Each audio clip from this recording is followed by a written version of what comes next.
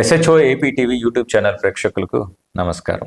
ఫిబ్రవరి 12వ తేదీన జరగనున్నటువంటి దేశవ్యాప్త సమ్మెకు Andhra Pradesh medical and sales representatives union మద్దతిస్తూ పార్టిసిపేట్ చేస్తున్న నేపథ్యంలో ఏపీ ఎంఎస్ఆర్యు రాష్ట్ర అధ్యక్షులు సిహెచ్ కుమార్ మన స్టూడియోకి విచ్చేసి ఉన్నారు. ముందుగా మనం కుమార్ గారిని స్వాగతిద్దాం. నమస్తే కుమార్ గారు. నమస్తే. ముందుగా మీకు ఎస్హెచ్ఓ ఏపీ టీవీ యూట్యూబ్ ఛానల్కి స్వాగతం సార్. Thank you. ఇప్పుడు రేపు మీరు దేశవ్యాప్త సమ్మెలో మీరు భాగస్వామి అవుతున్నారు, యాక్టివ్గా పార్టిసిపేట్ చేస్తున్నారు. అసలు ఈ సమ్మె యొక్క నేపథ్యం ఏమిటి? ఈ సమ్మె మీరు ఏ కారణం చేత ఈ సమ్మెను చేపట్టనున్నారు? దీని గురించి మనం ఈ కార్యక్రమాన్ని తెలుసుకుంటూ మొదలు పెడదాం సార్. మీరు గమనించినట్టయితే మొన్న 2025 నవంబర్ 21వ తారీఖున సెంట్రల్ గవర్నమెంట్ లేబర్ కోడ్స్ని ఎప్పుడో పార్లమెంట్లో ప్రవేశపెట్టిన లేబర్ కోడ్స్ని అమలు చేయమని చెప్పేసి ఒక నోటిఫికేషన్ ఇచ్చింది. అయితే అసలు ఈ లేబర్ కోడ్స్ని పార్లమెంట్లో ప్రవేశపెట్టిన తీరే చాలా అభ్యంతరకరంగా ఉంది. కోవిడ్ టైంలో దేశంలోని కార్మిక వర్గం మొత్తం కూడా లాక్డౌన్లో ఉన్న సమయంలో బయటకు వచ్చి నిరసన చేయలేని టైంలో వందల సంవత్సరాలు పోరాటం చేసి సాధించుకున్న చట్టాలన్నింటిని కూడా కేవలం 25 నిమిషాలతో పార్లమెంట్లో వాటిని తీసేసేసి కోడ్స్ను ప్రవేశపెట్టడం జరిగింది. ఈ కోడ్స్ వల్ల మాకు దేశంలోని కార్మిక వర్గానికి కూడా పెద్ద ఎత్తున నష్టం చేకూరుతుందని ఆ రోజు నుంచి మేము పోరాటాలు చేస్తున్నాం. ఈ 3 సంవత్సరాల పాటు 4 సంవత్సరాల పాటు కూడా వాటి మీద నిరసన తెలుపుతూనే ఉన్నాం. ఇంత నిరసన తెలిపిన తర్వాత కూడా ఎక్కడ కూడా కార్మిక సంఘాలు అలానే ఈ దేశంలో ఉన్న కార్మికులు చెప్తున్న విషయాలని పట్టించుకోకుండా మొన్న నవంబర్ 21వ తారీఖున ఒక నోటిఫికేషన్ విడుదల చేశారు, వీటిని అమలు చేయమని చెప్పేసి. ఇవి ఆ గనక అమలైతే దేశంలోని కార్మిక వర్గంతో పాటు ముఖ్యంగా మెడికల్ అండ్ సేల్స్ రిప్రజెంటేటివ్స్ అందరికీ కూడా పెద్ద ఎత్తున నష్టం చేకూరుతుందండి. మా ప్రొఫెషన్కి వచ్చేటప్పటికి దీంట్లో ప్రధానంగా మేము అభ్యంతరం వ్యక్తం చేసేది సెంట్రల్ గవర్నమెంట్ లేబర్ కోడ్స్ రూపంలో ఫిక్స్డ్ టర్మ్ ఎంప్లాయ్మెంట్ ఒకటి తీసుకొస్తుంది. అంటే ఇప్పటి వరకు మా ప్రొఫెషన్లో ఎక్కడా లేదు. అది 11 నెలల కాంట్రాక్ట్ అవ్వచ్చు, 6 నెలల కాంట్రాక్ట్ అవ్వచ్చు, ఇవన్నీ కూడా తీసుకొస్తున్న పరిస్థితి. రెండోది అతిపెద్ద సమస్య ఏంటంటే సేల్స్ ప్రమోషన్ ఎంప్లాయ్ యాక్ట్ అని మేము ఏదైతే కనుక 1976లో సాధించుకున్నామో మెడికల్ అండ్ సేల్స్ రిప్రజెంటేటివ్స్కి, దాంతోపాటు ఒక 10 ఇండస్ట్రీకి సంబంధించిన ఒక చట్టం ఉందో ఆ చట్టం మొత్తం కూడా నిర్వీర్యమయ్యే పరిస్థితి ఉంది. దీంతోపాటు 300 కంటే తక్కువ మంది ఉన్న ఎంప్లాయీస్ ఏదైతే కంపెనీలో ఉంటారో వాళ్ళందరినీ కూడా తీసేయచ్చని ఒక చట్టం కూడా ఈ లేబర్ కోడ్స్ ద్వారా తీసుకొచ్చింది సెంట్రల్ గవర్నమెంట్. ఇలాంటి విషయాలను దృష్టిలో పెట్టుకొని దేశంలోని కార్మిక వర్గంతో పాటు 40 కోట్ల మంది ఉన్న కార్మిక వర్గంతో పాటు దేశవ్యాప్తంగా ఉన్న 4 లక్షల మంది మెడికల్ అండ్ సేల్స్ రిప్రజెంటేటివ్స్లు కూడా ఈ సమ్మెలో పాల్గొనాలని చెప్పేసి నిర్ణయం తీసుకుంటున్నాం. దీంతోపాటు మాకు ప్రధానంగా ఇంకొకటి ఏంటంటే సమస్య, సెంట్రల్ గవర్నమెంట్ ఏదైతే కనుక సెంట్రల్ గవర్నమెంట్ హాస్పిటల్స్ ఉన్నాయో వాటిలోకి మెడికల్ రిప్రజెంటేటివ్స్ని అలో చేయకూడదు అని చెప్పేసి ఒక నోటిఫికేషన్ ఇచ్చింది. పొద్దున్న లెగిసినప్పటి నుంచి ఏంటంటే రాష్ట్ర ప్రభుత్వాలు కావచ్చు, కేంద్ర ప్రభుత్వాలు కావచ్చు, కొత్త కొత్త ఉద్యోగాలు సృష్టిస్తామని చెప్తున్నప్పటికీ కూడా మాకు పనిచేసే హక్కుని పూర్తిగా నిర్వీర్యం చేయటం, మమ్మల్ని హాస్పిటల్స్ అనుమతించకపోవడం అనేది దారుణం. దీన్ని కూడా మేము ఈ సమ్మె ద్వారా ఆ డిమాండ్ కూడా మేము సెంట్రల్ గవర్నమెంట్ దృష్టికి కూడా తీసుకెళ్తున్నాం. ఈ నేపథ్యంలో రేపు 12వ తారీఖున పెద్ద ఎత్తున జరుగుతున్న సమ్మెలో medical and sales representatives union members మొత్తం కూడా సభ్యులందరూ కూడా పూర్తి స్థాయిలో పాల్గొని విజయవంతం చేయాలని చెప్పేసి బాధ్యత తీసుకున్నాం. Very good sir. ఇప్పుడు మీరు చెప్పారు సార్ 1976 సంవత్సరంలో సేల్స్ ప్రమోషన్ ఎంప్లాయీస్ యాక్ట్ ఏదైతే మీరు పోరాడి సాధించి తెచ్చుకున్నారో దానికి తూట్లు పొడిచేలా కేంద్ర ప్రభుత్వం కోవిడ్ సమయంలో ఒక 4 పర్టికులర్గా లేబర్ కోడ్స్ని తీసుకొచ్చి వీటిని ఈ హక్కులను కాలరాసే ప్రయత్నం చేస్తుందని చెప్తున్నారు. మీరు 2-3 పాయింట్స్ చెప్పారు. ఒకటి ఫిక్స్డ్ టర్మ్ ఎంప్లాయ్మెంట్ అని ఒకటి అన్నట్టు, రెండోది 300 కన్నా తక్కువ మంది ఎంప్లాయీస్ ఉంటే కనుక వాళ్ళని టెర్మినేట్ చేసి తీసివేసే స్వేచ్ఛ వాళ్ళకి కల్పించినట్టు. ఇట్లా ఈ 2-3 కాకుండా ఈ లేబర్ కోడ్స్ వల్ల ప్రధానంగా కలిగే, ముఖ్యంగా సేల్స్ ప్రమోషన్ ఎంప్లాయీస్కి ప్రధానంగా కలిగే నష్టాలు ఏమిటి, వాటి గురించి కూడా తెలియజేయగలరు సార్. అదే సార్, ఇప్పుడు ఈ సేల్స్ ప్రమోషన్ ఎంప్లాయ్ యాక్ట్ అనేది మేము మా ఫెడరేషన్ 1963లో స్టార్ట్ అయిందండి. 1963లో స్టార్ట్ అయిన తర్వాత ఆ రోజు మాకు ప్రధానంగా ఉన్న డిమాండ్ ఉద్యోగ భద్రత, అలానే అక్రమంగా బదిలీలు, ఇవన్నిటిని నిరూపమావాలంటే మాకు చట్టం ఉండాలని చెప్పేసి 63 నుంచి మేము ఫైట్ చేస్తే 1976లో సేల్స్ ప్రమోషన్ ఎంప్లాయ్ యాక్ట్ అని తీసుకున్నాం. ఆ యాక్ట్ ఎలా వచ్చిందంటే మెడికల్ అండ్ సేల్స్ రిప్రజెంటేటివ్స్కి ఈ దేశంలో కార్మికులు కాబట్టి వాళ్ళకి ఐడి యాక్ట్ అనేది అమలవుతుందని కాకుండా సెపరేట్ యాక్ట్ అనేది పార్లమెంట్ ఆ రోజు నిర్దేశించింది, సేల్స్ ప్రమోషన్ ఎంప్లాయ్ యాక్ట్ అని చెప్పేసి. ఈ సేల్స్ ప్రమోషన్ ఎంప్లాయ్ యాక్ట్ వల్ల ఐడి యాక్ట్లో ఉన్న చట్టాలన్నీ కూడా ఏదైతే కనుక హక్కులు ఉన్నాయో అవన్నీ కూడా వీళ్ళకి అమలవుతాయి అని చెప్పేసి వచ్చింది. ఇప్పుడు ఈ లేబర్ కోడ్స్ వల్ల ఐడి యాక్టే తీసేయడం వల్ల ఐడి యాక్ట్ సంబంధించి అనుసంధానంగా ఉన్న మా సేల్స్ ప్రమోషన్ ఎంప్లాయ్ యాక్ట్ ఏదైతే ఉందో అది కూడా పూర్తిగా నిర్వీర్యమయ్యే పరిస్థితి ఉంది. ఇది పెద్ద ఎత్తున మాకు జరుగుతున్న నష్టం. ఒక్కసారి సేల్స్ ప్రమోషన్ ఎంప్లాయ్ యాక్ట్ కనుక పోతే మాకు ఇవాటి వరకు ఉన్న హక్కులు ఏవైతే ఉన్నాయో అవి అమలు జరిగినా జరగకపోయినా సరే హక్కులు అనేది ఉన్నాయి, వాటి మీద మేము లీగల్గా కూడా ఫైట్ చేస్తున్నాం. ఈ సేల్స్ ప్రమోషన్ ఎంప్లాయ్ యాక్ట్ అనేది పూర్తిగా పోతే ఆ హక్కులన్నీ కూడా పోయే పరిస్థితి ఉంది.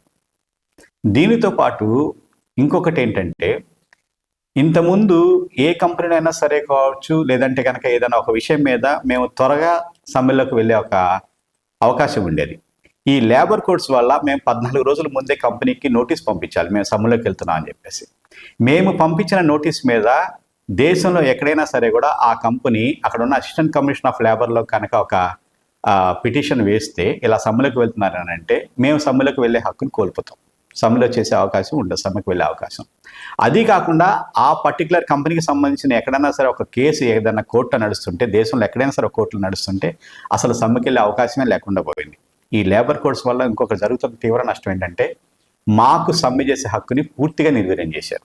సేల్స్ ప్రమోషన్ ఎంప్లాయ్ తీయటం, సమ్మె చేసే హక్కుని నిర్వీర్యం చేయటం, దాంతోపాటు మేము మెడికల్ అండ్ సేల్స్ రిప్రజెంటేటివ్స్కి మినిమం వేజ్ 26,000 ఉండాలని చెప్పేసి అంటున్నాం.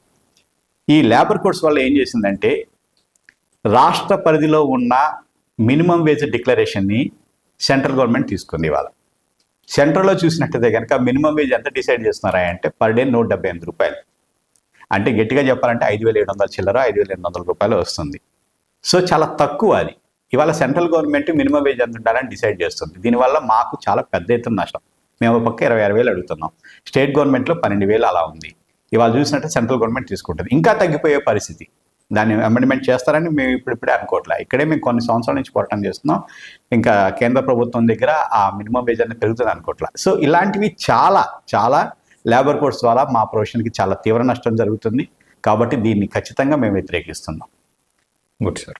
ఇప్పుడు ఏదైతే కేంద్ర ప్రభుత్వం చేపట్టినటువంటి ప్రవేశపెట్టిన లేబర్ కోడ్స్ ఉందో వీటి నుంచి మీకు రక్షణ కల్పించేందుకు, లేదా వీటి ఏదైతే మీ ఇబ్బందులు ఉన్నాయో, మీ కంప్లైంట్స్ ఉన్నాయో దానిని అంగీకరించేందుకు రాష్ట్ర ప్రభుత్వాలు సిద్ధంగా లేవా? లేదంటే రాష్ట్ర ప్రభుత్వాలు ముఖ్యంగా ఈ దిశగా మీకేమైనా తోడ్పాటును అందిస్తున్నాయా, లేదా కేంద్ర ప్రభుత్వానికి మద్దతు ఇస్తున్నాయా? రాష్ట్ర ప్రభుత్వాల యొక్క పాత్ర ఏమిటి ఈ దిశగా? చాలా మంచి ప్రశ్న అండి ఇది. ఈ లేబర్ కోడ్స్ ఇంప్లిమెంట్ చేస్తుంది సెంట్రల్ గవర్నమెంట్ కాబట్టి కేవలం పూర్తి బాధ్యత వాళ్ళ మీద తోసేయటం కూడా కాదు, ఇందులో రాష్ట్ర ప్రభుత్వాల బాధ్యత కూడా ఉంది. ఎందుకంటే సెంట్రల్ గవర్నమెంట్ ఎన్ష్యూర్ చేయమన్నప్పుడు లేబర్ కోడ్స్ అనేది స్టేట్ గవర్నమెంట్స్కి పంపిస్తుంది. అక్కడ ఆ కోడ్స్ సంబంధించిన డ్రాఫ్ట్స్ తయారు చేయమని, లేదంటే అభ్యంతరాలు ఉంటే వ్యక్తం చేయమని చెప్తుంది. ఇప్పుడు మీరు కేరళ కనుక చూసినట్టయితే కేరళ ప్రభుత్వం లేబర్ కోడ్స్ని మా రాష్ట్రంలో మేము అమలు చేయమని చెప్పేసి చాలా కఠినంగా ప్రకటించింది, గట్టిగా చెప్పింది. అది చాలా మంచి విషయం, మేము అందరం కూడా దాన్ని ఆహ్వానిస్తున్నాం. ఇప్పుడు మేము చెప్పేది ఏంటంటే, స్టేట్ గవర్నమెంట్ కూడా ఏదైతే ఉందో స్టేట్ గవర్నమెంట్ కూడా ఈ లేబర్ కోడ్స్ వల్ల కార్మికులకు వచ్చే నష్టం ఏదైతే ఉందో వాటిని సెంట్రల్ గవర్నమెంట్కి తెలియజేయాలి. ఈ లేబర్ కోడ్స్ని అమలు చేయకుండా చూడాల్సిన బాధ్యత వాళ్ళ మీద కూడా ఉంది. ఒకటి, ఇది మాకు మంచి జరుగుతుంది. రెండోది, ఈ దేశంలో ఒక ఫెడరల్ సిస్టమ్ ఉంది. ఏదైతే కనుక రాష్ట్రానికి కొన్ని హక్కులు ఉన్నాయో ఆ హక్కుల్ని కాలరాసే విధంగా కూడా ఈ లేబర్ కోడ్స్ ఉన్నాయి. ఇందాక నేను చెప్పినట్టు మినిమం వేజ్ డిక్లేర్ చేయాల్సింది ఎవరు? ఇక్కడ స్టేట్ గవర్నమెంట్ చేయాలి. ఇవాళ స్టేట్ గవర్నమెంట్కి ఉన్న ఒక హక్కు ఆ రాష్ట్రంలో జీవన వృత్తి దృష్ట్యా కావచ్చు, జీవన ప్రమాణాల దృష్ట్యా కావచ్చు, ఎంత జీతం ఉండాలి ఏంటి అనేది ఒక డిక్లరేషన్ స్టేట్ గవర్నమెంట్ ఇవ్వాలి. దాన్ని ఇవాళ ఏం చేస్తుంది సెంట్రల్ గవర్నమెంట్ తన చేతిలోకి లాక్కుంటుంది. సో ఏదైతే రాష్ట్రాలకు ఉన్న కొన్ని హక్కులు ఉన్నాయో వాటిని సెంట్రల్ గవర్నమెంట్ తీసుకుంటుంది. ఫెడరల్ సిస్టమ్ ఏదైతే ఈ దేశంలో ఎప్పటి నుంచో మనుగడలో ఉందో అది నిర్వీర్యం అయిపోతుంది. సో వాళ్ళ హక్కులు కాపాడుకోవడానికి కూడా ఈ లేబర్ కోడ్స్ని వ్యతిరేకించాల్సిన బాధ్యత రాష్ట్ర ప్రభుత్వాల మీద ఉంది. ఆ బాధ్యత తీసుకోవాలి, మాకు కూడా న్యాయం చేయాలని చెప్పేసి మేము కోరుతున్నాం. ఇప్పుడు ప్రస్తుతానికి మన ఎంప్లాయీస్ లేదా సేల్స్ రిప్రజెంటేటివ్స్ వాళ్ళ ఇష్యూస్ని పక్కన పెట్టి ప్రజల వైపు వద్దాం. మరో ప్రశ్న, ఇప్పుడు ప్రస్తుతానికి కేంద్ర ప్రభుత్వం ఏదైతే మందులపై విధిస్తున్నటువంటి జిఎస్టీలు కావచ్చు, ఇతరత్ర పన్నులు కావచ్చు, అలా విధించటం ఏ మేరకు సబబని మీరు భావిస్తున్నారు? ఇది ఖచ్చితంగా అన్యాయం అండి. ఎందుకనంటే రోగం అనేది వైభోగం కాదు, అది ఎక్కడ మనం ఏదో ఒక లగ్జరీగా బతకడానికి తెచ్చుకునేది కాదు. అది రోగం వచ్చిన మనిషి చాలా బాధలు పడుతూ ఉంటాడు. ఆర్థికంగా కూడా మానసికంగా కూడా కృంగిపోతాడు. ఎందుకంటే ఖర్చు ఎక్కువ ఉంటుంది వైద్యం చేయించుకోవడానికి దేశంలో. సో ఇలాంటి వాళ్ళ మీద పన్నుల రూపంలో మరింక ఎక్కువగా దోపిడీ చేయడం అనేది చాలా పెద్ద ఎత్తున తప్పు అది. ఎందుకనంటే మనం ఒక సర్వే చూసినట్టయితే కనుక సగటు ఎంప్లాయీ, సగటు ఉద్యోగి జీతంలో 35% ఆరోగ్యం కోసం కేటాయించబడుతుంది. అంటే మందులు కావచ్చు, లేదంటే కనుక హాస్పిటల్స్ చుట్టూ తిరగటం కావచ్చు, ఇవన్నీగా. ఈ ఖర్చులో ప్రధాన పాత్ర మందులు ఉందండి. సో మందుల మీద జిఎస్టీ వేయటం అనేది, అంటే పన్ను విధించడం అనేది మేము పూర్తిగా వ్యతిరేకిస్తున్నాం మా యూనియన్గా. మేము ప్రజలకు చెప్పేది కూడా అంతే. జిఎస్టీ చూసినట్టయితే కనుక గతంలో 24% కూడా ఉంది. ఒక ప్రోటీన్ పౌడర్ మీరు కొంటే 500 రూపాయలు ఆ ప్రోటీన్ పౌడర్ ఉంటే అందులో 100 నుంచి 120 రూపాయలు గవర్నమెంటే తీసుకుంటుంది. 380 రూపాయలకి ఇవ్వాలి. సో అలానే చాలా మందులు, క్యాన్సర్ మందుల మీద, రోజు వాడే షుగర్ మందులు, బీపీ మందుల మీద, అట్లానే గుండె జబ్బులకు సంబంధించిన మందుల మీద కూడా ట్యాక్స్ విపరీతంగా ఉంది. బంగారం మీద 3%, డైమండ్స్ మీద 1.5%. బట్ రోజు అవసరమైన నిత్యావసర మందుల మీద 18%, 24%, 12%, 5% గతంలో ఉండేవి. సో దీని మీద మేము పెద్ద ఎత్తున పోరాటం చేసాం. ఈ జిఎస్టీ అనేది తీసేస్తే మందుల ధరలు తగ్గుతాయి. మందుల ధరలు తగ్గడానికి మరిన్ని అవకాశాలు ఉన్నాయి కూడా మేము ప్రపోజ్ పెట్టాం సెంట్రల్ గవర్నమెంట్కి. ఆ జిఎస్టీ అనేది మందుల మీద, మందుల పరికరాల మీద, ఈ రెండింటి మీద ఉండకూడదు. కేవలం మందుల మీదే కాదు, మందుల పరికరాల మీద కూడా. ఇప్పుడు కార్డియాక్ అరెస్ట్ అయిన వాళ్ళ, కార్డియాక్ పేషెంట్ ఉన్నారనుకోండి, స్టంట్ వేయటానికి కావచ్చు, లేకపోతే ఇంకోటి ఇంప్లాంటేషన్స్ కావచ్చు, వీటన్నిటి మీద కూడా జిఎస్టీ ఉండకూడదని చెప్పేసి మేము పెద్ద ఎత్తున పోరాటం చేసాం. లాస్ట్ 7 yearsలో మేము దాదాపు 5 స్ట్రైకులు చేసాం. ఈ మందుల మీద జిఎస్టీ అనేది పూర్తిగా తీసేయాలని చెప్పేసి. సంహౌ సెంట్రల్ గవర్నమెంట్ మొన్న చూసినట్టు కనుక దాన్ని అమెండ్మెంట్ చేసే క్రమంలో మందుల మీద 5%కి తీసుకొచ్చింది. 4 స్లాబులు తీసేసి 2 స్లాబులు పెట్టింది. ఇది మంచి పరిణామం అయినప్పటికీ మేము అది కూడా ఉండకూడదు, 0 చేయాలని చెప్పేసి మేము పెద్ద ఎత్తున పోరాటం చేస్తున్నాం. అవి ఖచ్చితంగా ఉండకూడదు అనేది మా నిర్ణయం. మరొక ప్రధాన సమస్య ప్రజలకు సంబంధించి మందుల ధరలు. మనం కోవిడ్ టైం నుంచి గత ఈ 5-6 ఏళ్లలో గమనిస్తే కనుక నాకు తెలిసి ఎక్కువ శాతం మందులు రెట్టింపు ధరలకు కూడా మించిపోయినాయి. 100% మేర పెరిగిపోయినాయి. కేంద్ర ప్రభుత్వం కొన్ని మందుల్ని, సంథింగ్ ఎమర్జెన్సీ మెడిసిన్స్, నిత్యావసర మందులు అని చెప్పి కొంత లిస్ట్ ఇచ్చేసి వాటికి ప్రైస్ కంట్రోల్ అంటూ పెట్టింది. వాటి ధరలను కానీ ఇక్కడ మందుల కంపెనీలు చాలా తెలివిగా ఆ మందుల్లో ఉన్నటువంటి కాంపోనెంట్స్, సబ్స్టాన్సెస్ అంటారు కదా, అవి కాకుండా దానికి ఇంకొక సాల్ట్ యాడ్ చేసి, లేదా దానికి ఇంకొక ఫామ్లో ఉన్నటువంటి ఇంకొక సాల్ట్ యాడ్ చేసి మళ్ళీ ఆ ధరలు అమాంతంగా పెంచడం జరుగుతుంది. నాకు తెలిసిన ఒక చిన్న ఎగ్జాంపుల్ చెప్తా. సాల్బుటమాల్ అనే దాన్ని, ఒక మందుని, దగ్గు మందుని ప్రైస్ కంట్రోల్లో పెట్టారు. అవునండి. దాన్ని 25 రూపాయలు, 30 రూపాయలకు అమ్మమన్నారు 100 ml. ఫార్మా కంపెనీస్ వెంటనే ఆ సాల్బుటమాల్ని దాదాపుగా తయారు చేయడం మానేసి దాని ప్లేస్లో లివోసాల్బుటమాలను టర్బుట్లోనే పెట్టి మళ్ళీ అదే 100 ml కాఫ్ సిరప్ని 100 నుంచి 150 రూపాయలు అమ్ముతున్న నేపథ్యం. సో ఫార్మా కంపెనీస్ దాదాపుగా ఆ సామాజిక బాధ్యత అనేది దాదాపుగా మిస్ అవుతూ అగైన్ వాళ్ళ లాభాల కోసం ఇలాంటి చర్యలు చేపడుతున్నాయి. ఈ దిశగా కేంద్ర ప్రభుత్వం ఎలాంటి చర్యలు చేపడితే ఈ ఏదైతే ధరలు తగ్గించిన ఈ వెసులుబాటు ఉందో ప్రజలకు ఉపయోగపడుతుందని మీరు భావిస్తున్నారు సార్? మంచి ప్రశ్న అండి. ఇది చాలా ఎప్పటి నుంచో మా యూనియన్ దాదాపు 40 ఏళ్ల నుంచి కూడా ఈ విషయం మీద ఫైట్ చేస్తుంది, 40 years నుంచి కూడా. ఎందుకంటే సెంట్రల్ గవర్నమెంట్ పరిధిలో చాలా అంశాలు ఉన్నాయి, కానీ ఆ కేంద్ర ప్రభుత్వాలు, ఇప్పుడున్న ప్రభుత్వం కావచ్చు, గత ప్రభుత్వం కావచ్చు, వాటిని ఎక్కడ కూడా పట్టించుకున్న పాపాన లేదు. ఇప్పుడు మీరు చెప్పారు డిపిసిలోకి, డ్రగ్ ప్రైస్ కంట్రోల్ ఆర్డర్ అని అంటాం, దాంట్లోకి నిత్యావసర అత్యవసర మందులు తీసుకొచ్చి ఒక రేటుని ఫిక్స్ చేయమని చెప్తున్నాం, చాలా తక్కువ రేటుకి పెట్టాలని చెప్తున్నాం. దీనికి సంబంధించి అనేక సార్లు మేము రిప్రజెంటేటివ్ సెంట్రల్ గవర్నమెంట్కి చేసాం. ఇంతకుముందున్న గవర్నమెంట్కి చేసాం, ఇప్పుడున్న గవర్నమెంట్కి చేసాం. అయితే రీసెంట్గా సెంట్రల్ గవర్నమెంట్ డిపిసిలోకి దాదాపు 900 రకాల మందులు తీసుకొచ్చినప్పుడు ఇదేంటంటే మనకు చూడటానికి చాలా బాగుంటుంది, అబ్బా చాలా మందులు తక్కువ ధరకు వస్తున్నాయి కదా అని చెప్పేసి. కానీ చూసినట్టయితే ఇందాక మీరు ఒక పాయింట్ చెప్పారు, ఆ కాంబినేషన్స్ ఏవైతే ఉన్నాయో, కంపోజిషన్స్ ఉన్నాయో వాటిని మార్చడం, వాటిలోకి ఏదో ఒక విటమిన్ వచ్చి యాడ్ చేసేసి రేటు విపరీతంగా పెంచడం ఒకటి. రెండోది, అసలు బేసిక్ ఫార్ములా ఏదైతే ఉందో ఆ ఫార్ములానే మార్చేశారు. ఎట్లా అంటే మేమేం చెప్తున్నామంటే, ఇందాక మీరు అన్నారు కదా 100% to 100% ప్రాఫిట్ అని. It is not 100% to 100% profit, it is more than 1000%. Degree, engineering, PG పూర్తి చేసి కూడా ఉద్యోగాలు లేకుండా నిరాశగా ఉన్నారా? బ్యాంకు ఉద్యోగాలైతే బాగుంటాయి, కానీ పోటీ పరీక్షల శిక్షణా సంస్థల్లో ఫీజు మీకు భారంగా అనిపిస్తుందా? అయితే ఆలస్యం ఎందుకు?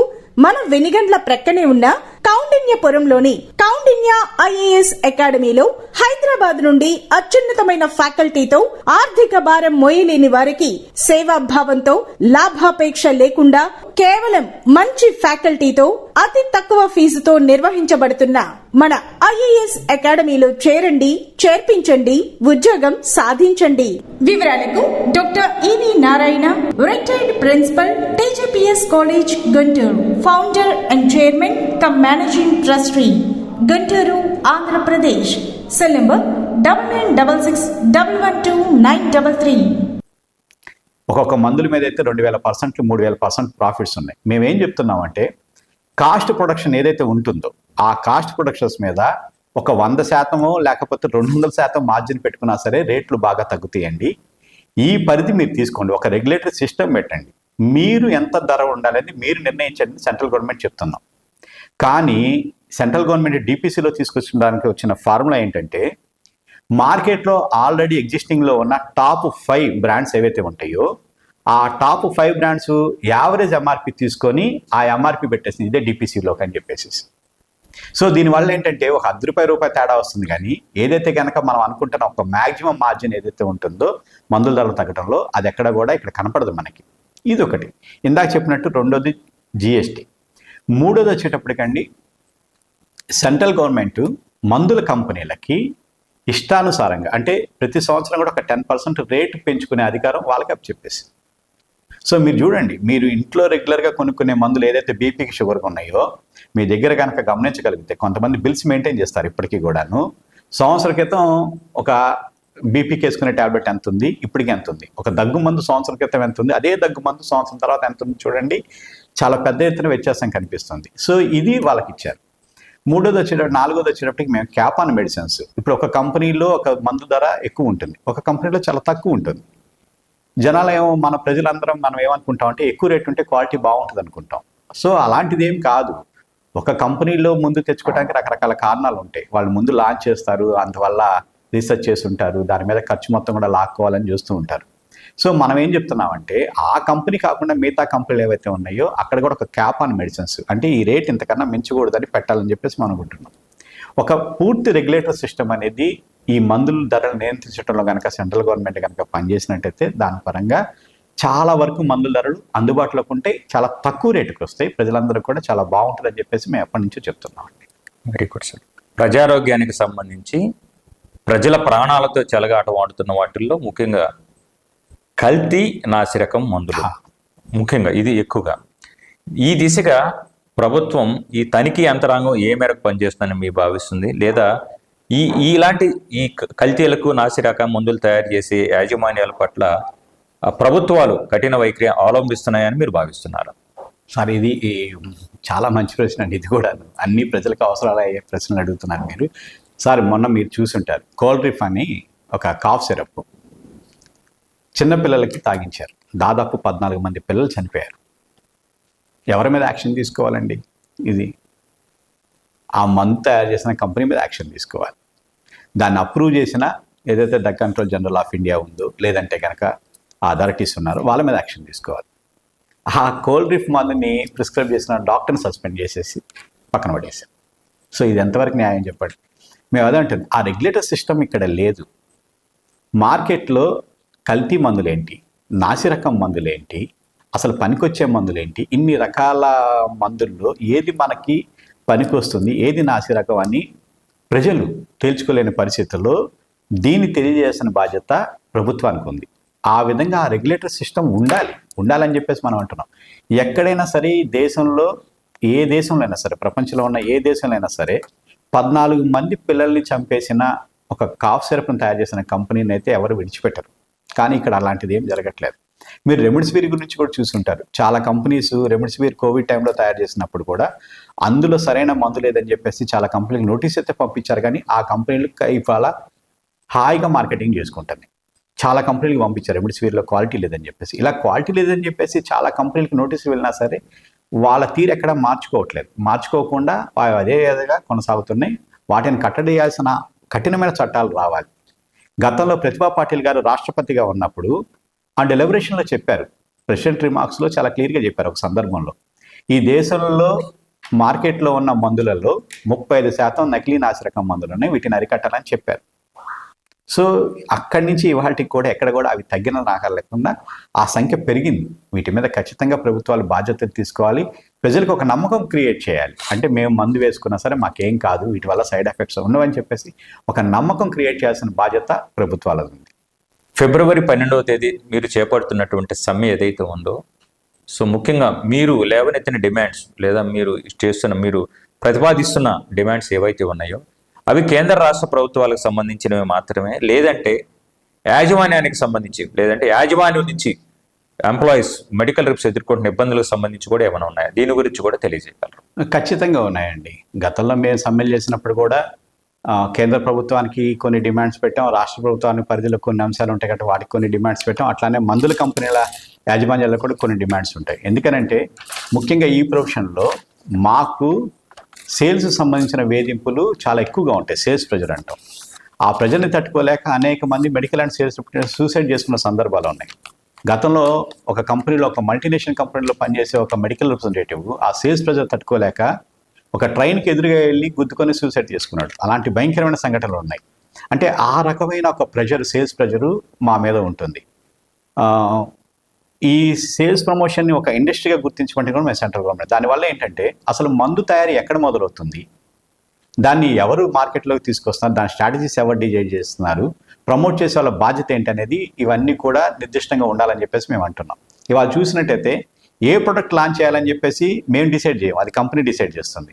దాని స్ట్రాటజీస్ ఏంటనేది కంపెనీ డిసైడ్ చేస్తుంది. దానికి ఎవరికి ప్రమోట్ చేయాలని కంపెనీ డిసైడ్ చేస్తుంది. దాని ఎంఆర్పి ఎంత ఉండాలని కంపెనీ డిసైడ్ చేస్తుంది. మా పని ఏంటంటే మేము వెళ్ళి డాక్టర్స్ దగ్గర అది ప్రమోట్ చేయడం వరకే. కానీ ఈ డిజైన్స్ చేసిన వాళ్ళందరూ, ఈ స్ట్రాటజీస్ డిజైన్ చేసిన వాళ్ళు, ఎంఆర్పి ఫిక్స్ చేసిన వాళ్ళు ఎవరు కూడా దీంట్లో బాధ్యత తీసుకోరు.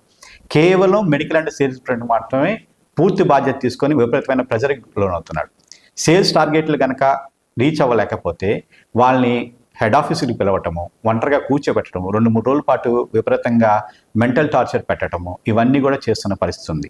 సో మేము చెప్పేది ఏంటంటే ఈ సేల్స్ వేధింపులు అనేది మా మీద ఉండకూడదని చెప్పేసి మందుల కంపెనీలకు యాజమాన్యానికి తెలియజేస్తున్నాం. రెండో పాయింట్ ఏంటంటే ఇవాళ డిజిటలైజేషన్ వచ్చిన తర్వాత ఈ డిజిటలైజేషన్ వల్ల మా పని భారం తగ్గాలని చెప్పి మేము కోరుకుంటున్నాం. కానీ ఈ డిజిటలైజేషన్ని ఏదైతే ఉందో దాన్ని మా పని భారాన్ని పెంచే విధంగా వాడుతున్నారు కంపెనీలు.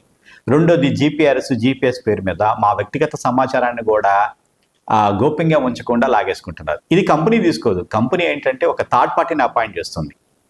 మా రిపోర్టింగ్ కావచ్చు, లేదంటే జీపీఎస్ ఇవన్నీ కూడా ట్రాక్ చేయడానికి ఆ థర్డ్ పార్టీకి వెళ్తుంది సమాచారం. కంపెనీ తీసుకోకూడదని మేము అంటున్నాం, ఆ థర్డ్ పార్టీకి వెళ్తుంది. దీనివల్ల ఏంటంటే మా వ్యక్తిగత సమాచారం, మా వ్యక్తిగత గోప్యతలు ఎక్కడా లేకుండా కూడా భారాన్ని పరిస్థితుంది. దీన్ని బట్టేసేసి మా మీద వేధింపులు మరింత ఎక్కువ అవుతున్నాయి. సో వీటన్నిటి మీద కూడా మేము మందుల కంపెనీల యాజమాన్యాలకు కూడా ఈ సమ్మె పరంగా డిమాండ్ ఒకటి పెడుతున్నాం. ఏంటంటే సేల్స్ సంబంధించిన వేధింపులు ఉండకూడదు. జీపీఎస్ ఈ డిజిటలైజేషన్ పద్ధతులు ఏవైతేనో వాటి వల్ల మాకు నష్టం చేకూరకూడదు. ఈ సేల్స్ బ్యాక్గ్రౌండ్లో మా మీద టెర్మినేషన్స్, ట్రాన్స్ఫర్స్ ఏవైతే అక్రమంగా చేస్తున్నారో అవి ఉండకూడదని చెప్పేసి కూడా మేము మందుల కంపెనీల యాజమాన్యానికి ఈ సమ్మె ద్వారా డిమాండ్స్గా పెడుతున్నాం. సరే, ఏదైతే మీరు చెప్తున్నటువంటి సేల్స్ ప్రమోషన్ యాక్ట్ ప్రకారం ఉద్యోగులకు రావాల్సిన హక్కులు, దాంతోపాటు ఇంతకుముందు మీరు చెప్పున్నారు ఐడి యాక్ట్లో రావాల్సిన ఆ హక్కులు కూడా ఉద్యోగులకు కలగాలని, దేశవ్యాప్తంగా ఉన్నటువంటి దాదాపుగా 4 లక్షలకు పైగా మెడికల్ రిప్రజెంటేటివ్స్ ఎవరైతే ఉన్నారో వారందరికీ కనీస వేతనాలు అందాలని మీరు చెప్తున్నటువంటి 26,000, అదేవిధంగా వారికి ఉద్యోగ భద్రత కలగాలని, అదేవిధంగా వాళ్ళ ఉద్యోగ నిర్వహణలో ఆంక్షలు ఉండకూడదని, అక్రమ బదిలీలు జరగకూడదని చెప్పి ఇలా వాళ్ళకి సంబంధించినటువంటి వాళ్ళకి కావాల్సినటువంటి కనీస హక్కులు కలగాలని ఈరోజు మీరు ఈ సమ్మె ద్వారా మీకు మద్దతు, ఉద్యోగ సంఘాల నుంచి కూడా మీకు మద్దతు లభించాలని ఈ దిశగా ప్రభుత్వాలు కూడా ఆలోచన చేసి సో ఉద్యోగాల భవిష్యత్తుని, భద్రతను దృష్టిలో ఉంచుకొని ఏదైతే లేబర్ కోడ్స్ను తీసుకొచ్చారో వాటిని ఉపసంహరించాలని కోరుకుంటూ మా ఈ కార్యక్రమానికి విచ్చేసి ముఖ్యంగా Andhra Pradesh medical and sales representative తరపున సో మీ సమస్యల్ని ప్రజల దృష్టికి తీసుకొచ్చి ప్రభుత్వాల దృష్టికి తీసుకొస్తున్నందుకు గాను మీకు ధన్యవాదాలు sir. Thank you sir. Thank you very much.